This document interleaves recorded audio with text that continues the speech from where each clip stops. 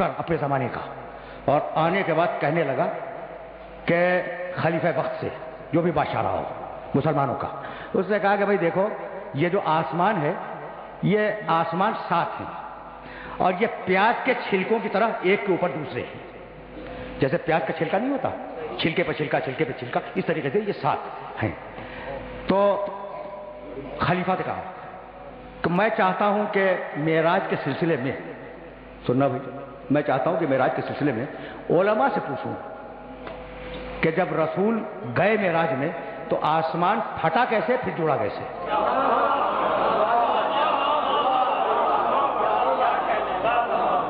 ہے ہاں بھائی، جب پیاز کے چھلکوں جیسا ہے تو سوال تو ہوتا ہے کہ یہ پھٹا کیسے اور یہ جوڑا کیسے؟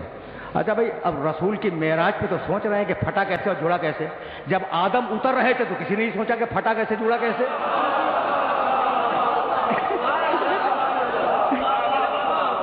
عجیب عجیب ہے یہ مسلمانوں کا مزاج عجیب ہے، دوہرا معیار ہے۔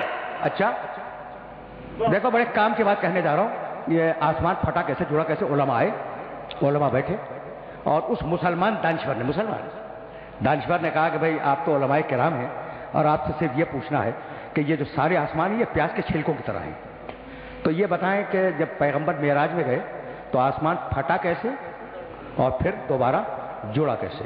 سوچتے رہے بڑی دیر تک، علماء ہے، وقت تو چاہیے سوچنے کے لیے۔ اچھا پھر آپس میں گفتگو بھی کی انہوں نے، ہاں آپس میں گفتگو بھی، آہستہ آہستہ، کوئی لوگ نہ سنے۔ پھر جانتے ہو جو سینئر عالم تھا اس نے کہا کہ اصل میں معراج جسمانی نہیں تھی، روحانی تھی، اس دن سے معراج روحانی کا عقیدہ آیا، جب جواب نہ دے سکے تو عقیدہ ہی بدل دیا۔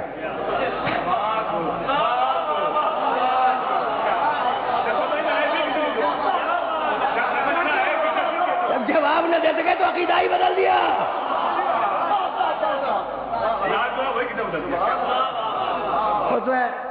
اس نے کہا کہ یہ تیرے دربار کے علماء یہ چونکہ جواب نہ دے سکے اس لیے یہ بہانہ بنا رہے ہیں کہ معراج روحانی تھی، جسمانی نہیں تھی، ہمیں تو صحیح جواب چاہیے۔ وزیر حیران ہے، خلیفہ حیران ہے، دونوں نے آپس میں مشورہ کیا۔ ایک تیسرا شخص جو دور کھڑا ہوا تھا اس نے آ کے کہا وزیر سے کہ میں خلیفہ سے کچھ کہنا چاہ رہا ہوں۔ میں کیا کہنا چاہ رہا ہے؟ کہا کہ میں اس سے کہوں گا براہ راست۔ کہا آجا، قریب آیا، کہا کہ امیر گھبرانے کی ضرورت نہیں ہے، ابھی ہے، نسل محمد کا ایک امام زندہ ہے۔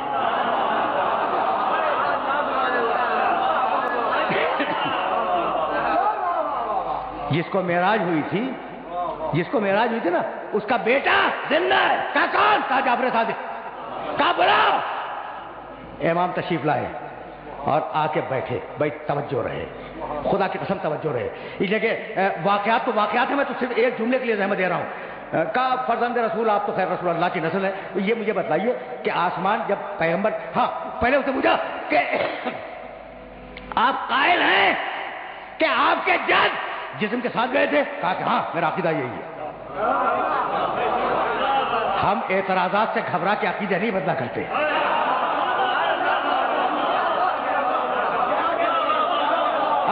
عقیدہ یہی ہے۔ اچھا عقیدہ یہی ہے؟ تو کہا فرزند رسول اب آپ یہ بتلائیے کہ جب پیغمبر جسم کے ساتھ معراج میں گئے تو یہ آسمان پھٹا کیسے اور آسمان جڑا کیسے؟ سوچا نہیں میرے امام نے، کہا کہ یہ بتلا کہ تو نے کشتی پہ سفر کیا ہے؟ کہا کہ فرزند رسول بہت کیا ہے۔ کہا کہ جب کشتی چلتی ہے تو آگے آگے پانی پھٹتا ہے، پیچھے پیچھے پانی جڑتا ہے، پھٹا کیسے جڑا کیسے؟